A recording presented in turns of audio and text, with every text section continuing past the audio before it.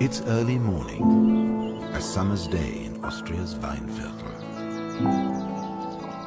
This idyllic landscape owes its existence as much to man as it does to nature.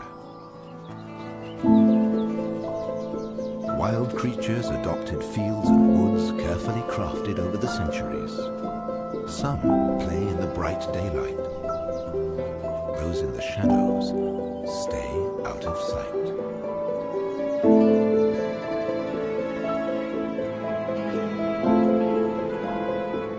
Hare, deer and pheasant are familiar figures in our lives, but one creature remains a mystery, hidden by a veil of darkness.